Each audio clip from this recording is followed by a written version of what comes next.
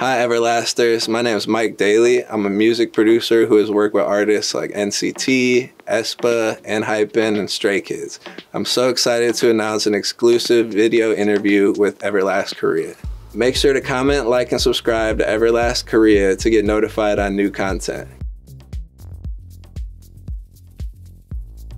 When I'm making music, I'm really just trying to get the best song, whatever it sounds like. So because SM has so many artists on their roster, I'm able to work on so many different genres. Like some of the Taeyeon songs we have are extremely musical and pretty and light compared to like some of the NCT or WayV stuff that's like aggressive, dark, kind of trapped out stuff. Because early in my career I never had like a sound, I've always just been kind of trying to fit in where I could. Even Mr. Mister, which was the first song we did, had like a modulation at the end. For that time, that was very of the moment of K-pop. From going that to doing Boss, which was, you know, a kind of minimalistic, hard track. You know, I've got songs with Red Velvet and Shiny that sound completely different than the songs with the Stray Kids or NCT or ENHYPEN or aespa. So I think it's given me the opportunity to work on a ton of different stuff and not get stuck in one lane, and also just kind of make sure I'm sharpening my skills all the way around. They all kind of push me to keep trying to get better in different genres, and yeah, be able to kind of deliver the songs that the label wants, whether, you know, it's a solo girl or a guy group or you know, anywhere in between. So most of the like memorable ones have been able to, like, when I've been able to be in the studio with the artist and, you know, try to become friends and build a relationship. Working with Lay in the studio, like Lay is a good friend of mine now. Like we became friends working in the studio. I can DM him and talk to him. So I feel like that was a great relationship that that was built through that. But there's a couple people like Kun from WayV came to my last camp and stopped down in the studio, and we've been able to like build a relationship and hopefully work on some music together. I wonder what would have happened if I didn't get into K-pop. I'm not 100% sure I would still be making music like I am today, or at least not maybe producing as much as I am. Over those 4 years when I was kind of went from intern to music producer, I stopped producing a lot of times, and I had signed a couple artists and got them deals and was almost looking at the executive side of the music industry more than the producer side. And just the way the music industry has gone in the US, a lot of people that were making beats back then aren't making beats anymore. You know, the industry has changed a lot. So yeah, I really wonder what would have happened if I didn't get, you know, so lucky to get into K-pop. I think I would have kept producing for a little while and tried to maybe get more into the rap scene. Like I listen to a lot of rap. I don't produce a lot of rap, but that's kind of what I'm listening to in my car a lot. Rap and R&B. So yeah, I just think the R&B lane would have kind of run its course after a little while for me. One of the main things you have to do as a producer is get the right people in the room for a specific artist. So for mine example, Cole and Adrian, two of my favorite writers, they were kind of like the perfect mix for that song. I've done songs with just one writer in the room, like Mike J did Reason and 101, just kind of us in the room.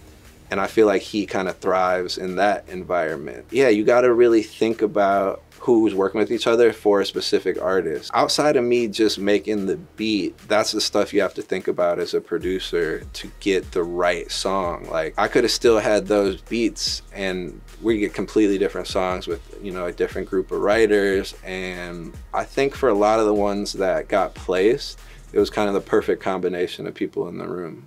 Yes, being in Seoul there's just something about it. There's like, I can never produce the stuff here as well. I don't know what it is. I feel like there's some type of magic being out there. I think the writers do too. It just feels a little extra special when you're out there. Even walking around and hearing some of the songs I've done, like playing out at coffee shops and stuff, is like some of the best memories I've had out there.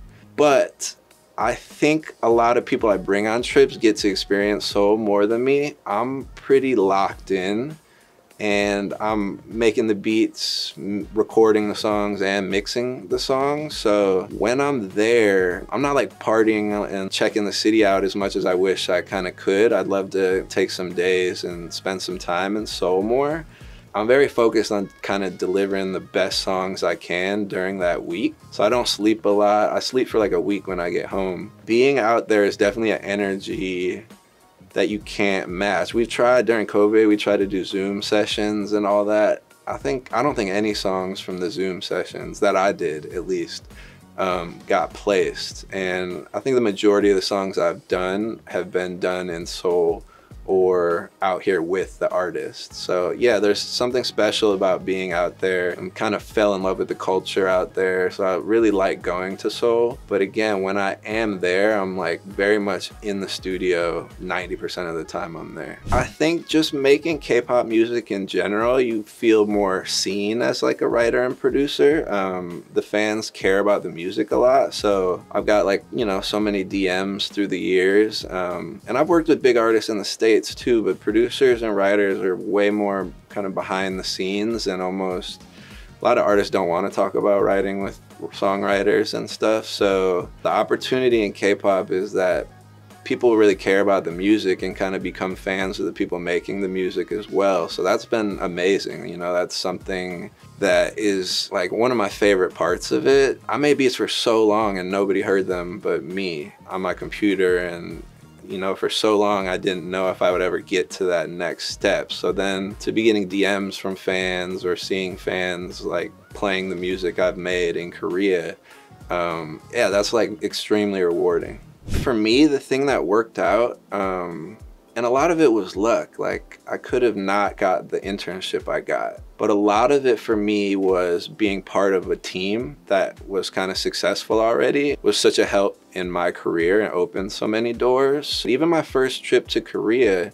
I'm not 100% sure I got brought out because of how good I was at beats. I think it was because I could make beats, I could engineer if you needed me to, I would go run errands. I kind of would do whatever was asked from me. And I think that you have to have something to offer people. Just being willing to help the guys that you want to work with can get you brought into their system and kind of be part of their group. There's a lot of people that have reached out to me to work in one way or another, and I'm trying to do something similar, is help people out that have tried to help me in some way and see if I can kind of do what the Underdogs did for me to other producers. And I think there's also the opposite of that. You can kind of go down your own path and do your own thing. But for me, it was incredibly helpful to be part of a successful group. Even though it took me a long time and I had to work my way up, that opened so many doors for me. You have to know a lot about the groups and understand that it's not just making like a hot beat on your computer. There's so many levels to it. The beat's got to be good. Then you have to kind of find the right songwriters to write the right song over those beats. But I think relationships in this industry can take you far. You might be starting out in the industry. There are A&Rs or assistant A&Rs that are starting out. I've seen so many kind of people that started out as an assistant become the head A&R for a group, and having that relationship and being nice to people when they're assistants and not kind of rude to them is helpful, because those people are trying to work as hard as you are and they get to positions that can help you later on in your career. So working at your craft every day too, you know, it's like it's not just relationships and luck. Like you also have to be good at what you're doing. Just being nice to people, taking care of relationships can kind of get you far. In closing, I wanted to give a special shout out and mention that I couldn't do this without my partner, Mitchell Owens. He's a huge part of the music we create together and has been with me almost every step of the way.